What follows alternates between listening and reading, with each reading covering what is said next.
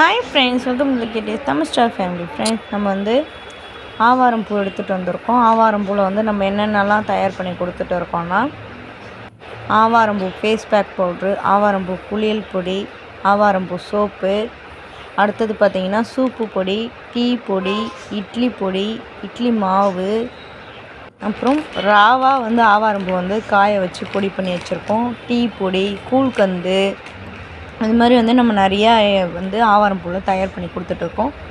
உங்களுக்கும் வேணும்னா கீழே டிஸ்கிரிப்ஷனில் என்னுடைய வாட்ஸ்அப் நம்பருக்கு கான்டாக்ட் பண்ணலாம்.